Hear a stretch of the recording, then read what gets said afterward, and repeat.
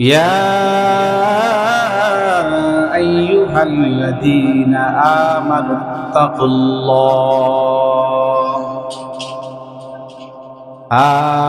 اتقوا الله وكونوا مع الصادقين. وقال رسول الله صلى الله عليه وسلم عن أبي هريرة رضي الله تعالى عنه قال: قيل يا رسول الله من أكرم الناس؟ قال رسول الله صلى الله عليه وسلم: أتقاكم صلى الله على سيدنا ومولانا محمد وعلى آله وأصحابه وسلم. صلى الله على سيدنا ومولانا محمد وعلى آله وأصحابه وسلم. মোহাম্মদিয়া মাদ্রাসা শ্রীনাথপুর মুন্সিবাজার কমলগঞ্জের উদ্যোগে আজকের বার্ষিক ইসলামী মহাসম্মেলনের সম্মানিত সভাপতি, দূর দূরান্ত থেকে আগত আজকের মাহফিলের সৌন্দর্য মণ্ডিত করার জন্য জাতির রাহবার উলামায়ে কেরাম উপস্থিত হয়েছেন। একে একে আমার পূর্বেও অনেকেই বক্তব্য দিয়ে গেছেন। সকাল 10টা থেকেই এখানের মাহফিল শুরু। আমার পূর্বে অনেক উলামায়ে কেরাম বয়ান করেছেন। জাতির উদ্দেশ্যে, জাতির যেই পথ নিয়ে চলাফেরা করবে সেই উদ্দেশ্যে উলামায়ে কেরাম বয়ান করে গেছে। আলহামদুলিল্লাহ, শ্রীনাথপুর মোহাম্মদিয়া মাদ্রাসা সেই শুরু লগ্ন থেকেই পড়াশোনা, ইলম, তারবিয়ত, সিয়াসত সব দিকেই শ্রীনাথপুর মাদ্রাসা সব দিক থেকেই অগ্রসর। আমার সৌভাগ্য যে আমি এত বড় একটি প্রতিষ্ঠানে আমার শৈশবকাল এই প্রতিষ্ঠানে কেটেছে। আমি আমার হেফজখানার শুরু থেকে নিয়ে শেষ পর্যন্ত এই জামিয়ায় পড়াশোনা করে আমি দূর দূরান্ত পড়াশোনার জন্য উচ্চতর ডিগ্রি অর্জন করার জন্য চলে যাই। কিন্তু জামিয়ার কথা যখনই স্মরণ হয় সবসময় জামিয়ার জন্য দোয়া করতে থাকি, যেন এই জামিয়া কিয়ামত পর্যন্ত জাতির জন্য, এই এলাকাবাসীর জন্য যেন রহমত ও হেদায়েত স্বরূপ হয়ে থাকে। বিশেষত আমরা যাকে আজকে গভীর শ্রদ্ধাভরে স্মরণ করছি, মরহুম হযরত মাওলানা মাশউকুদ্দিন দামাত বারাকাতুহুম, যিনি দীর্ঘদিন এই মাদ্রাসার নায়েবে মুহতামিমের দায়িত্ব পালন করে গিয়েছেন। আল্লাহ তাআলার ইচ্ছা, দীর্ঘদিন হুজুর অসুস্থ থাকার পর আল্লাহ তাআলার ডাকে তিনি সাড়া দিয়েছেন। আমরা হুজুরের জন্য সকলেই দোয়া করব। আল্লাহ পাক রব্বুল আলামিন আমাদেরকে, প্রত্যেকটা মানুষ যেরকম জন্ম নেওয়া সহজ, জন্ম নেওয়াটা সিরিয়াল মোতাবেক আসে, কিন্তু মানুষের মৃত্যুর সংবাদটা, মানুষের মৃত্যুর সময়টা কখনো সিরিয়াল মোতাবেক আসে না। যখন যাকে আল্লাহ তাআলা ইচ্ছা করবেন তার মৃত্যু দান করবেন। ফাইজা জাআ আজালুকুম লা ইস্তাখিরুনা সাআতাও ওয়া লা ইস্তাকদিমুন। আল্লাহ তাআলা যাকে মৃত্যু দান করবেন এক সেকেন্ডও দেরি হবে না, এক সেকেন্ডও পিছপা হবে না। যখন জিবরাইল আলাইহিস সালাম তার নিয়ে যাওয়ার সময় হবে, তার কাছে যখন লিস্টটি চলে আসবে, ডানেও তাকাবেন না, বামেও তাকাবেন না, সোজা সাপটা তার জান দিয়ে চলে যাবেন আল্লাহ তাআলার দরবারে। ঠিক এমনই ভাবে হযরত ইমাম সাহেব রাহমাতুল্লাহি আলাইহি ছিলেন আমাদের উস্তাদ, উনার সহপাঠীও ছিলেন, উনার আগে অনেক মানুষ ছিলেন, কেউ এখনো পর্যন্ত মৃত্যুবরণ করেন নাই। আল্লাহ তাআলা উনাকে মৃত্যুবরণ করেছেন, অর্থাৎ ইন্তেকাল করেছেন তিনি অনেকের আগে। এই জন্য মৃত্যুটা কার কখন হয়ে যাবে কেউ বলতে পারবো না। সুতরাং মৃত্যু যেহেতু নিশ্চিত, তাহলে আমাদের মৃত্যু হলে, ইন্তেকাল যখন আমাদের হবে, ইন্তেকালের পূর্বে আমাদের কবরের সামানা অর্জন করতে হবে। বিষয়বস্তু নিয়ে ইনশাআল্লাহ দু চারটি কথা বলবো। যে আয়াতখানা তেলাওয়াত করলাম, সে আয়াতের উপর দু একটি কথা বলে ইনশাআল্লাহ আজকের বক্তব্য গুছিয়ে নিব। বেশি সময় নেই, আমার পরেও আরেকজন কথা বলবেন নামাজের পূর্ব মুহূর্তে। এই জন্য গুরুত্বপূর্ণ কয়েকটি কথা বলবো, সেই কথাগুলো একটু গুরুত্ব দিয়ে শুনতে হবে। আমি যে আয়াতখানা তেলাওয়াত করলাম, ইয়া আইয়ুহাল্লাযীনা আমানুত্তাকুল্লাহ, ইয়া আইয়ুহাল্লাযীনা আমানুত্তাকুল্লাহ ওয়া কুনু মা'আস সাদিকিন। আল্লাহ তাআলা মানুষকে ডেকে বলতেছেন, হে মানব সকল, হে মানব সকল, আমি আল্লাহকে ভয় করো, আমি আল্লাহকে ভয় করো, আমি আল্লাহকে ভয় করো। আল্লাহ তাআলা যে কত ভয়ানক একমাত্র কাল কিয়ামতের দিন ময়দানে বোঝা যাবে। এই জন্য আল্লাহ তাআলা কোরআনের বারবার বলতেছেন, আল্লাহকে ভয় করো, আল্লাহকে ভয় করো। মানুষ সকল বলতেছেন, হায় আল্লাহ, আমরা তো আপনাকে ভয় করব, তাহলে কিভাবে আপনাকে ভয় করব? আমাদেরকে আপনি পদ্ধতি বলে দিন। কোরআনের নিয়ম হচ্ছে, যদি আল্লাহ তাআলা কোনো আদেশ মানুষকে দান করেন, তাহলে সিস্টেম অনুযায়ী আল্লাহ তাআলা হয়তো কোরআনের মাধ্যমে তিনি বলে দিবেন, নতুবা তার প্রিয় বন্ধু, সবচেয়ে কাছের বন্ধু যিনি, সবচেয়ে প্রিয় বন্ধু হযরত মুহাম্মদুর রাসূলুল্লাহ সাল্লাল্লাহু আলাইহি ওয়াসাল্লামের মাধ্যমে তিনি এই উম্মতকে জানিয়ে দিবেন। যদি কোরআনের মধ্যে কোনো আদেশ দিয়ে থাকেন, তাহলে আমরা অবশ্যই কোরআনে খুঁজতে হবে। আর যদি কোরআনের মধ্যে আমরা খুঁজে না পাই, তাহলে রাসূলুল্লাহ সাল্লাল্লাহু আলাইহি ওয়াসাল্লামের জীবনীতে আমাদেরকে খুঁজতে হবে। তাহলে মানুষরা বলতেছে, হে আল্লাহ, আমরা তো আপনাকে ভয় করব, কিন্তু কিভাবে আপনাকে ভয় করব? আল্লাহ তাআলা বলতেছেন, ওয়াকুনু মা'আস সাদিকিন, তোমরা সত্যবাদীদের সাথী হয়ে যাও।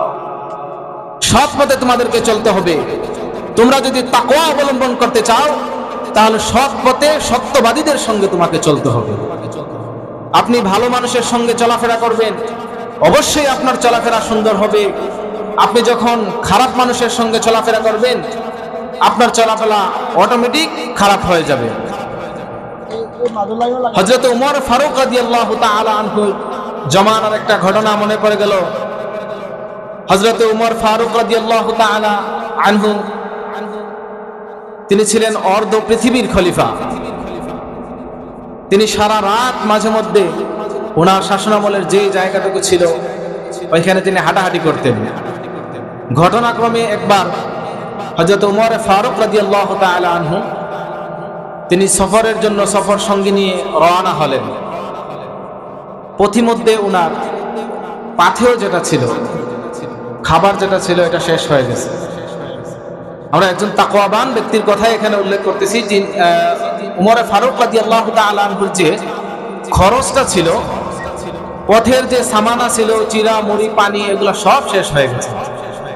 উমর ফারুক রাদিয়াল্লাহু তাআলা আনহু চিন্তা করলেন, যদি এই মুহূর্তে কাউকে পাওয়া যেত, একটা ছাগল বা বকরি পাওয়া যেত, তাহলে ওইখান থেকে একটা ছাগল আমরা কিনে নিতাম বা হাদিয়া নিয়ে নিতাম, যার মাধ্যমে আমরা চলাফেরা করতে পারতাম, দুধ পান করতে পারতাম, আমাদের পথের যে পানির পিপাসা যেটা ছিল ওইটা নিবারণ হতো। উমর ফারুক রাদিয়াল্লাহু তাআলা আনহু চলতে চলতে এক ফটকের মধ্যে দেখা হলো,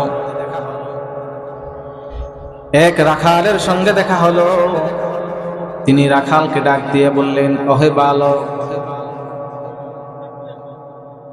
আমরা তোমার কাছে কিছু দুধ পান করার জন্য আবেদন করতেছি, তুমি আমাদের কাছে একটা ছাগল বিক্রি করে দাও। ওই জমানার সিস্টেম ছিল, যারা রাখাল ছিল, মালিক যিনি ছিলেন তার পক্ষ থেকে আদেশ থাকতো, যদি কোনো মুসাফির, যদি কোনো পথিক দুধ পান করার জন্য যদি বলতো, তাহলে অনুমতি ছিল তাদেরকে দুধ পান করানো।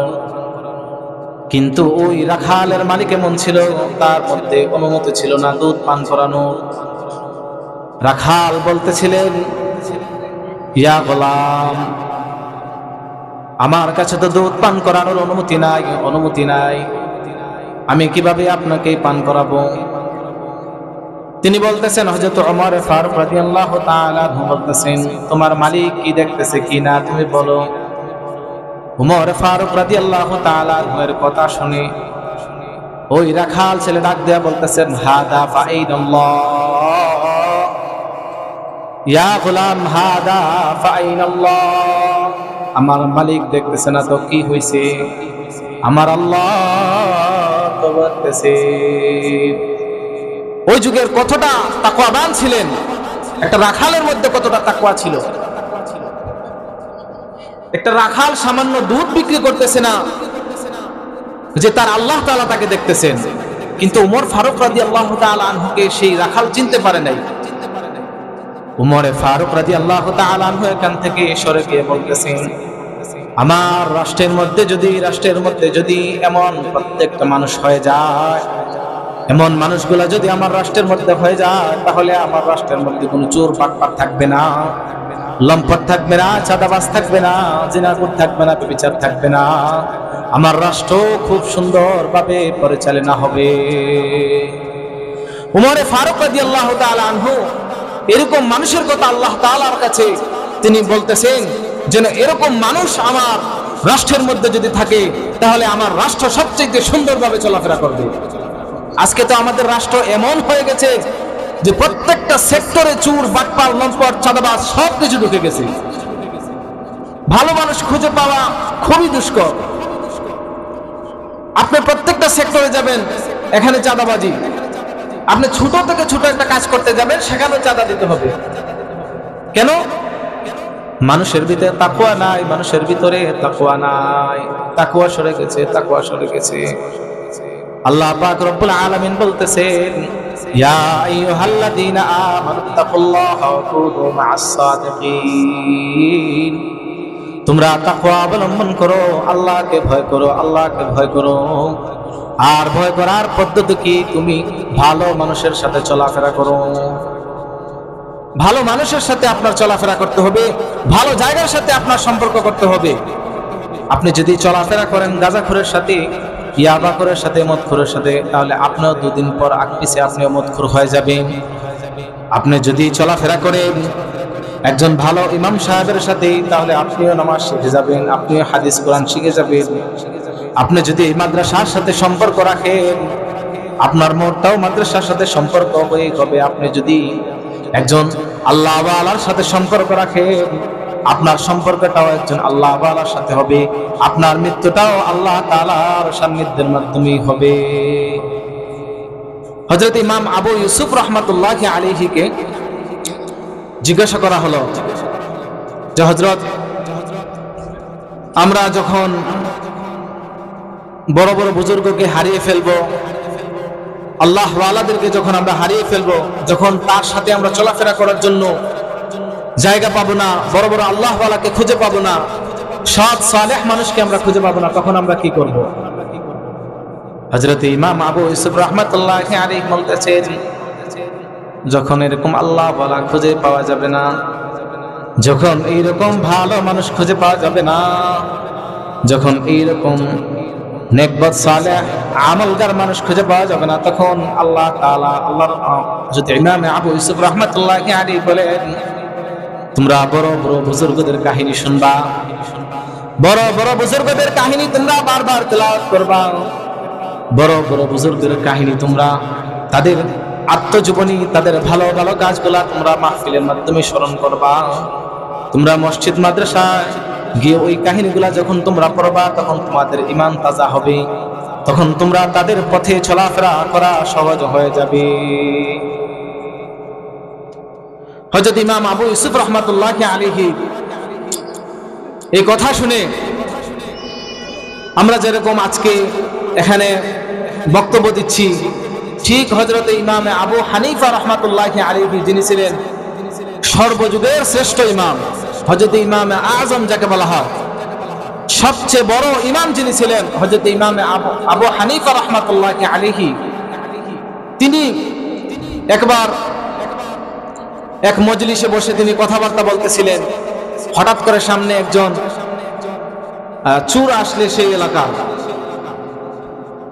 বাটপার, যিনি ওই এলাকার মধ্যে সবচেয়ে প্রসিদ্ধ, তখন তিনি সামনে এসে হযরত ইমাম আবু হানিফা রাহমাতুল্লাহি আলাইহিকে একটা কথা বলতেছিলেন যে হযরত, আমি আপনার সাথে বন্ধুত্ব স্থাপন করতে চাই।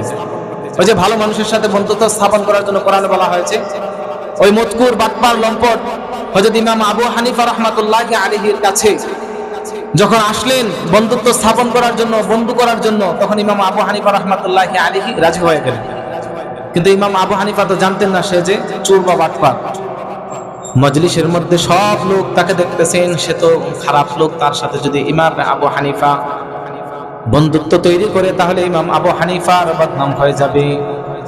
কিন্তু ইমাম আবু হানিফা রাহমাতুল্লাহি আলাইহি তাকে বললেন, তোমাকে আমি দুইটা শর্তের ভিত্তিতে আমি তোমাকে বন্ধুত্ব বানাবো। দুইটা শর্ত হলো, এক নম্বর শর্ত হচ্ছে তুমি আমার বন্ধুর সাথে বন্ধুর সম্পর্ক রাখতে হলে আসা যাওয়া রাখতে হবে, বন্ধু বন্ধুর সাথে মুলাকাত করবে, বন্ধু বন্ধুর সাথে দেখা করবে, তাহলে ভালোবাসা বাড়বে। আর দুই নম্বর শর্ত হচ্ছে গিয়া তুমি কাল থেকে মিথ্যা কথা বলতে পারবে না, মিথ্যা কথা বলতে পারবে না। ওই ব্যক্তি বলল, বিউটিফুল অফার, দুইটা শর্তের ভিত্তিতে যুগের সবচেয়ে বড় ইমাম আবু হানিফা রাহমাতুল্লাহি আলাইহির সাথে আমি বন্ধুত্ব স্থাপন করব। সে যখন বাড়িতে চলে যায়, রাত্রে বন্ধুদের সাথে যখন ঘোরাফেরা করতে যায়, সে তখনও মদ পান করে না। তার বন্ধুরা তাকে টানে, আয় আয় আমাদের সাথে রাত্রি যাপন কর, আমরা খেলাধুলা করতে হই, মদ পান করি। সে মদ পান করতে রাজি হয় না। সে বলে, আমি কালকে ইমাম আবু হানিফা রাহমাতুল্লাহি আলাইহির কাছে বায়আত গ্রহণ করেছি, বন্ধুত্ব স্থাপন করেছি যে কখনো মিথ্যা কথা বলবো না, তার সাথে দেখা করব। যদি আমি আগামী কালকে ইমাম আবু হানিফার সাথে দেখা করতে যাই, ইমাম আবু হানিফা যদি আমাকে সব লোকের সামনে দাঁড়িয়ে আমাকে জিজ্ঞাসা করে, ওই বন্ধু তুমি কি কালকে মদ পান করছিলা, তখন এতগুলা লোকের সামনে আমার কতটা ইজ্জত হানি হবে, কতটা সম্মান হানি হবে, আমি ওইটার চিন্তা করতেছি না, ওইটার চিন্তা করতেছি না। আমি চিন্তা করতেছি কাল কিয়ামতের দিন লক্ষ কোটি মানুষের সামনে যখন আল্লাহ পাক রব্বুল আলামিন আমাকে দাঁড় করাবেন, দাঁড় করিয়ে যখন আমার আমলনামার মধ্যে দেখবেন প্রত্যেকটা রাত আমি জিনা ব্যভিচার মদ পান করে কাটিয়েছি, প্রত্যেকটা রাত আমি সুদ ঘুষ নাচ গানে মত্ত হয়ে কাটিয়েছি, তাহলে আল্লাহ পাক রব্বুল আলামিন যখন আমাকে এই কথা জিজ্ঞাসা করবেন, না জানি তখনকার লজ্জাটা কতটা কষ্টদায়ক হবে, তখনকার ইজ্জত হানিটা কতটা লাঞ্ছনাকর হবে। আমি ওই আশার কারণে আমি আজকে থেকে মদ পান ছেড়ে দিলাম, গুনাহ ছেড়ে দিলাম, জিনা ব্যভিচার সব কিছু ছেড়ে দিলাম। আমার আলোচনা এখানেই সংক্ষিপ্ত করতে হবে। শুধু এই কথাটাই বলবো যে আল্লাহ পাক রব্বুল আলামিন আমাদেরকে বলছেন নেক লোকদের সাথে চলতে হবে, তাকওয়া অবলম্বন করতে হবে। আল্লাহ পাক রব্বুল আলামিন আমাকে যেন ভালো মানুষের সাথে চলার তৌফিক দান করুন, এই মাদ্রাসার সাথে সম্পর্ক রাখার তৌফিক দান করুন, এবং বেশি বেশি করে আমলদার মানুষের সাথে তৌফিক দান করুন। ওয়া আখিরু দাওয়ানা আলহামদুলিল্লাহি রাব্বিল আলামিন।